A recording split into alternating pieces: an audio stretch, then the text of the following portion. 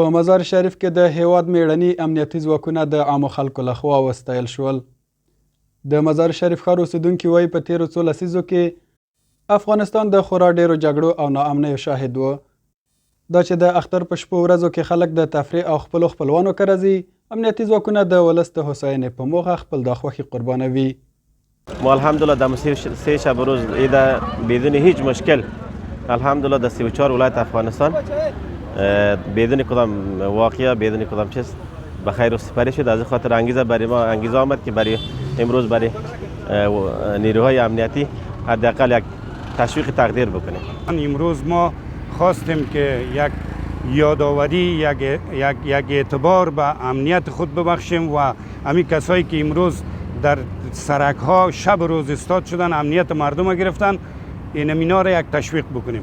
د مزار شریف اوسیدونکي دغه راز ګاونډي هیواد پاکستان ته په اشاره سره وایي دوی تل د اسلامي امارت امنیتي او دفاعي ځواکونو ملاتړ کوي او هیڅ چاته به اجازه ورنه کړي ترڅو د هیواد او اسلامي نظام د پرمختګ خنډ شي.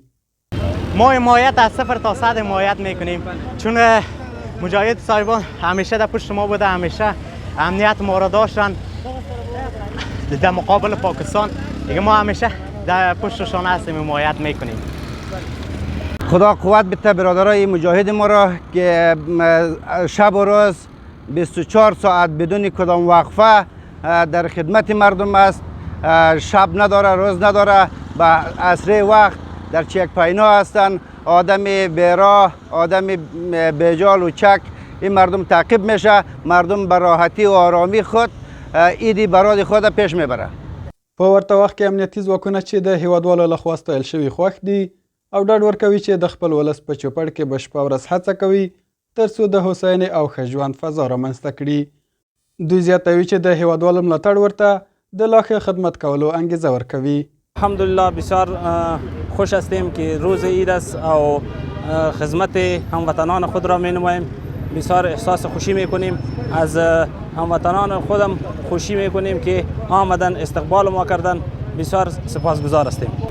با مردم اطمینان میدیم که الحمدلله شبان روزی کوشش میکنیم که تا امنیت مردم را با وجه احسن خوش تامین نماییم و شب روز میتونن گشت و گذار خود را در فضای امن بکنن. الحمدلله موږ ډیر خوشاله یو چې زموږ ملت ولس زموږ په حمایت کې دی او موږ شپه ورځ د دوی په خدمت کې یو چې دوی ته یو ارامه فضا او دوی د خوشحالۍ اختر تیر کړي او ښه په قرارۍ سره انشاءالله هیڅ مشکل نشته، موږ په خدمت کې یو. د یادولو وړ ده چې د اسلامي امارت د بیا واکمنېدو راهیسې د هیواد امنیت، اقتصاد، بیارغونې او نورو بېلابېلو برخو کې مثبت بدلون رامنځته شوی. ضابط خان انځور، د البرز نشراتي څانګه، مزار شریف.